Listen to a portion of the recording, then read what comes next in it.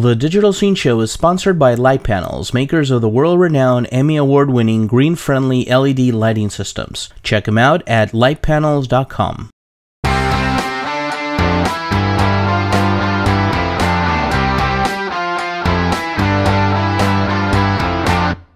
Olivier, welcome to the Digital Scene Show here at Streaming Media West. Thank you. And you are with? I'm with Winnov. Okay, maybe tell us a little bit about Winnov, what you guys do. Okay, so Winnov does an appliance which takes as ingest the output of a computer, a presenter, so in a typical scenario which is corporate training or university classroom teaching, we take that whole experience, we can stream it live on the internet, and at the same time we create an output for mobile.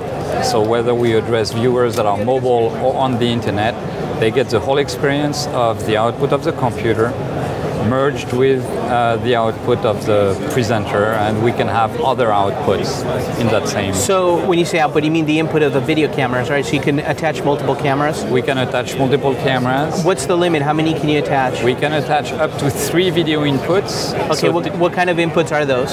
So typically it's going to be composite as video, and people are going to use either document cameras or a VHS player or straight cameras on the audience and the presenter. Do you do any other kinds of input types like FireWire or? So no, we have audio inputs which are XLR balanced, so high quality audio as well as unbalanced. We have 4 of those audio inputs. I see. Okay, so all of these come into your box. That's right. And then in your box you're running some sort of switching software? So the box has in fact multiple video mixers integrated, multiple audio mixers, right? But all those are controlled by simple presets. So by clicking on a preset, it changes all those mixers. And the reason for which we have multiple video mixers is because every mix that we do is optimized for the way people are going to view. So on the internet, if you have a big real estate screen, I have much more real estate to show multiple things. On the iPhone, I'm going to choose another video mix to emphasize what I want to show. I see. So these video mixes are presets that you create before you start the... That's right. Okay, so somebody creates all the presets and says we're going to have 2 screens for the end user, 1 presentation screen, and that's the preset when we go live. Exactly. I see. And those presets could change. Since we create multiple outputs, each output has its own mixing.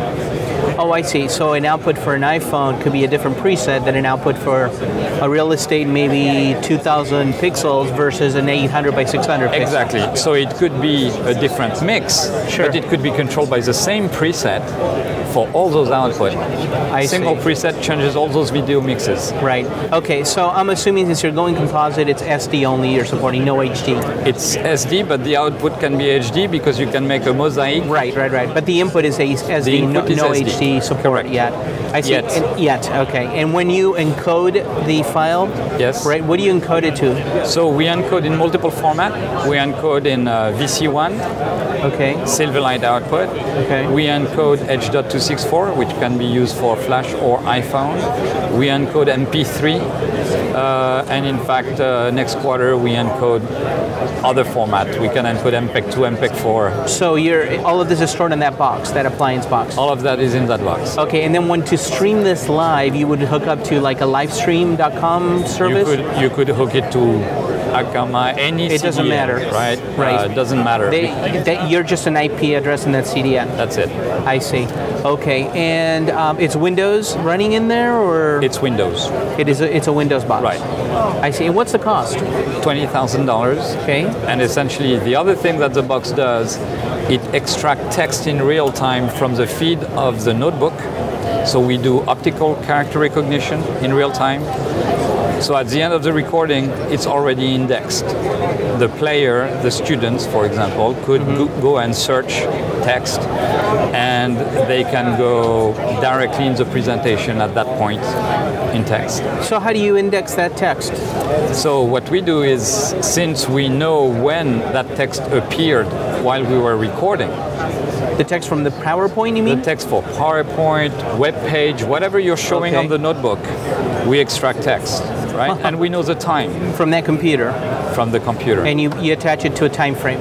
We attach it to a time frame. So as soon as people do a search, they see all the places where we found that term, they click, it goes directly to that position in the recording. That indexing is based on the presentation, not on the spoken word on the video, right? Correct. You're not doing that. You're not. Correct. So for spoken word, we output an MP3 that you can send to a service. Transcriber, right? Transcribe it. When it comes back, our player will see it, and you have closed caption, I see. So which is fully synchronized. I see. Okay. And if people want to find out more about it, where do they go?